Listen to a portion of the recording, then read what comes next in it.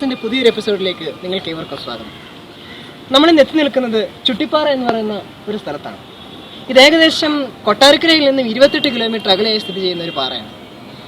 മനുഷ്യൻ്റെ കരവിരുതിൻ്റെയും ആകസ്മികവും അസാധാരണവുമായ ചില സൃഷ്ടികൾ നമുക്ക് ഈ പാറയിൽ ദർശിക്കാൻ കഴിയും. മനുഷ്യൻ്റെ കരവിരുത് നമുക്ക് ആ പാറകളിൽ തന്നെ നോക്കുമ്പോൾ വളരെ ദർശിക്കാൻ കഴിയുന്ന ഒരു കാര്യമാണ്. നമുക്കെന്തായാലും ഈ പാറയിലേക്ക് നമുക്ക് യാത്ര ചെയ്യാം.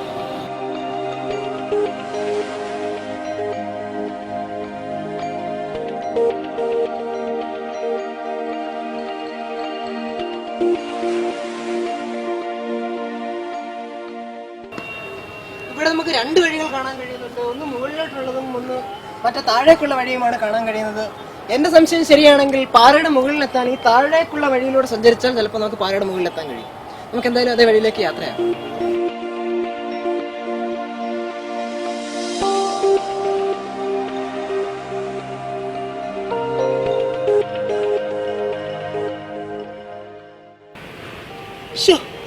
So happy. വീണ്ടും നമുക്കൊരു കൺഫ്യൂഷൻ എത്തിയിരിക്കുകയാണ്. വീണ്ടും മുകളിലോട്ടൊരു വഴിയും ഇതുവഴി ഒരു വഴി കിടപ്പുണ്ട്. എനിക്ക് എങ്ങോട്ട് പോകണമെന്ന് അറിയത്തില്ല. ഇവിടെ ആൾക്കാരെയും കാണുന്നില്ല. നമുക്ക് എന്തായാലും കുറച്ചേരം ഇവിടെ നിന്ന് ആലോചിച്ച് തീരുമാനിക്കാം. നല്ല വെയിൽ അടിക്കുന്നുണ്ട്. എങ്ങോട്ട് പോകണമെന്നാണ് സംശയം. ഇതുവഴി നമുക്കൊന്ന് പോയി നോക്കാം.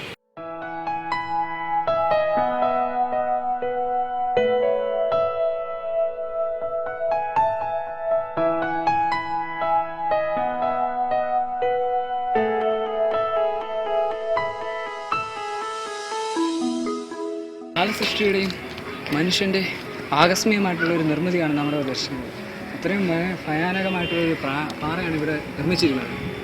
അതുമാത്രമല്ല, തികച്ചും മനുഷ്യൻ്റെ ഒരു വളരെയധികം കഠിന പ്രയത്നം നമുക്ക് കാണാൻ കഴിയും.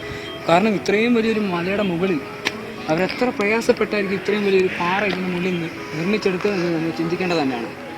പിന്നെ ഇത് കാണുമ്പോൾ ഒരുപാട് പരുന്നുകളൊക്കെ ഇങ്ങനെ പാർന്ന് നടക്കുന്നുണ്ട്. പഴയ കാലത്ത് കഥകൾ പറയുന്ന പോലെ പരുന്നിൻ്റെ കൂട്ടിൽ മുട്ടയിടുന്ന കാക്ക എന്നുള്ള കഥകളൊക്കെ പോലെ മുകളിലേതോ ശവശരീരങ്ങൾ കുത്തിപ്പറിക്കുന്ന കാക്കകൾ കാണും. അതുകൊണ്ടായിരിക്കും അവിടെ ഇങ്ങനെ പരുന്നുകൾ ചുറ്റും വട്ടമിട്ട് പറക്കുന്നതെന്നാണ് നമുക്ക് വിശ്വസിക്കാം. നമുക്കെന്തായാലും അങ്ങോട്ടുള്ള യാത്ര ഇവിടെ.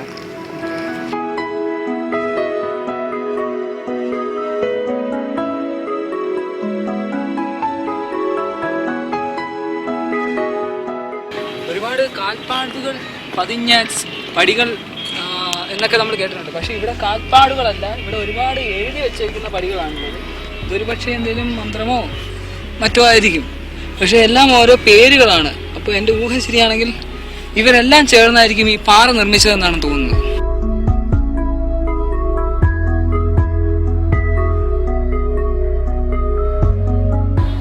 ഇവിടുന്ന് കാണുമ്പോൾ നമുക്കൊരു പട്ടണം കാണാൻ കഴിയുന്നുണ്ട്.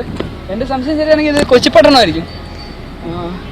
ഇതിൻ്റെ മുകളിൽ നിന്ന് ഒരുപാട് സംസ്ഥാനങ്ങളും ജില്ലകളും ഒക്കെ കാണാൻ കഴിയുമെന്നാണ് ഇവരുടെ വിശ്വാസം. അതുകൊണ്ട് ഇത് ഒരു പക്ഷേ കൊച്ചി ആയിരിക്കാനാണ് സാധ്യത. പക്ഷേ ഇത് പത്തനംതിട്ടയിലാണ് സ്ഥിതി ചെയ്യുന്നത്. പത്തനംതിട്ടയിൽ നിന്ന് വരെ ഇത്ര അടുപ്പത്തിൽ നമുക്ക് കൊച്ചി കാണാൻ കഴിയുമെങ്കിൽ ഈ പാറയുടെ ഉയരം നമുക്കൊന്ന് മനസ്സിരുത്തി ആലോചിക്കേണ്ടതുണ്ട്.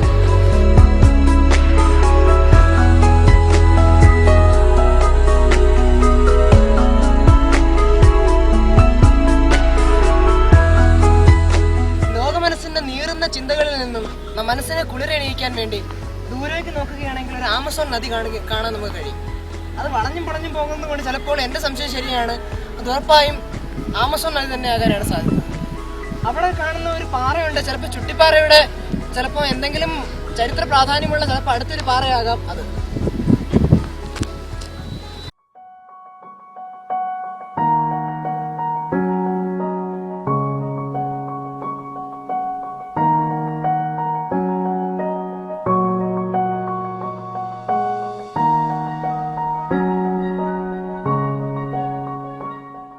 മലമേൽ പാറയിൽ നമ്മൾ അവിടെ ഒരു മൈതാനമായിരുന്നു ദൃശ്യമാക്കിയത്.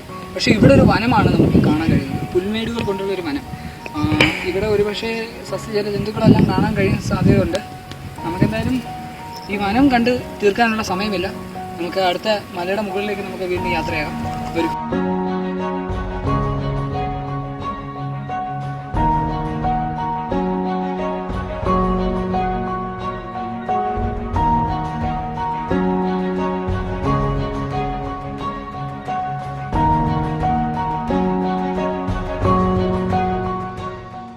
സംശയം ശരിയാണെങ്കിൽ എന്തിരൻ എന്ന് പറയുന്ന സിനിമ ഇവിടെയാണ് ഷൂട്ട് ചെയ്തിട്ടുള്ളത്. അതുകൊണ്ട് ആ ഷൂട്ട് ചെയ്തിരിക്കുന്ന എന്തിരൻ അതിലൊരു റോബോട്ടായിട്ട് അഭിനയിക്കുന്ന ഒരു കഥാപാത്രമുണ്ട്.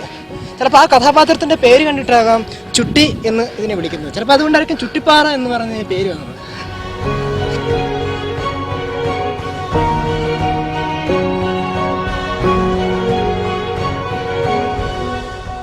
ൂട്ടിനകത്ത് കയറി കഴിഞ്ഞാൽ ഭയങ്കര മാറ്റം അടിച്ച് വെച്ചിരിക്കുന്നു.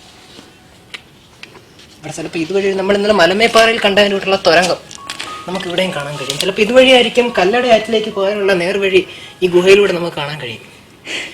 പക്ഷേ അതിൻ്റെ അകത്തോട്ട് പോകാൻ ചില മാമ്പാമ്പുകളോ പന്നിയോ എരുമകളോ ചിലപ്പോൾ ഇതിനകത്ത് കാണാം. അതുകൊണ്ട് എനിക്ക് ഭയത്തോടെ ഞാൻ കയറുന്നില്ല. അപ്പോൾ എൻ്റെ സംശയം ശരിയാണെങ്കിൽ അന്ന് മലമേപ്പാറയിൽ കണ്ട ഒരു ഗുഹ നമ്മൾ അന്ന് അവിടെ കണ്ടായിരുന്നു. ചിലപ്പോൾ ആ ഗുഹ വന്ന് അവസാനിക്കുന്നത് ചിലപ്പോൾ ഈ പാറയിലേക്കായിരിക്കും. മനുഷ്യൻ്റെ പണ്ടത്തെ നിർമ്മിതികളുടെ ഒരു ആഭാസത്തരമാണ് നമുക്കിവിടെ കാണാൻ കഴിയുന്നത്. അത്രയ്ക്കും വിചിത്രമായിരിക്കുന്നു.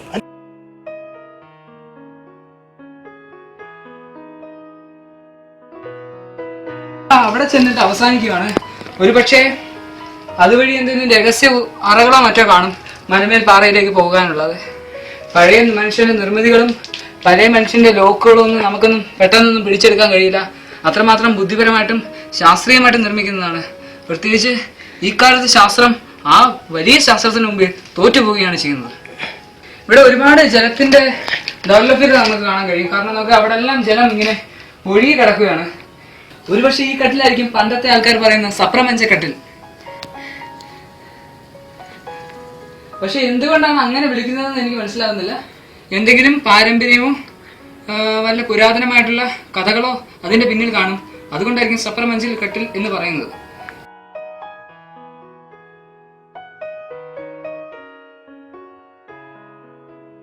ഈ കാടുകൾ കാണുമ്പോഴാണ് നമുക്ക് മനസ്സിലാക്കാൻ കഴിയുന്നത് ഇത് മനുഷ്യന്റെ വലിയൊരു നിർമ്മിതിയാണെന്നാണ്.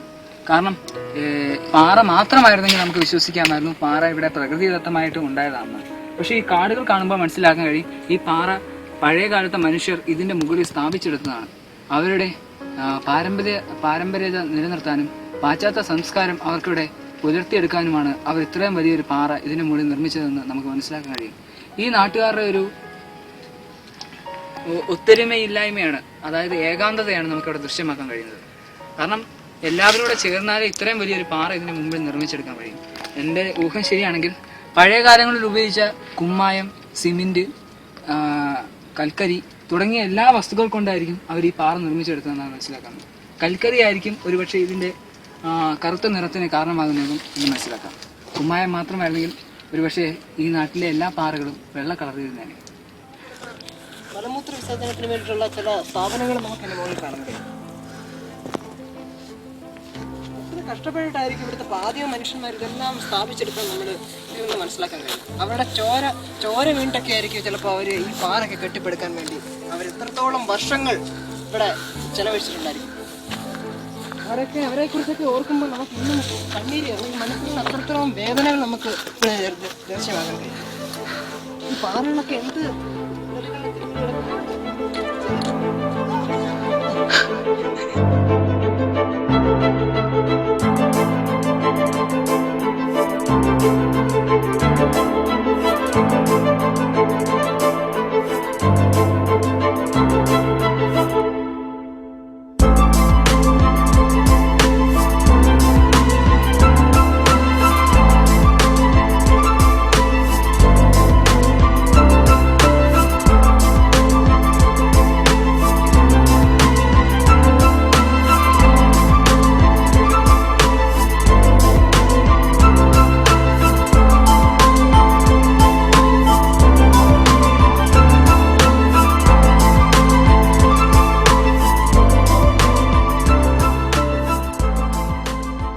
കേസിന്റെ പുതിയൊരു എപ്പിസോഡ് കൂടി ഇവിടെ പൂർണ്ണമാകുന്നു.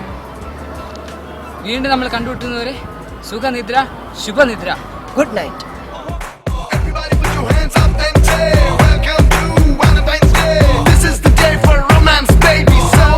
Let's sing and dance.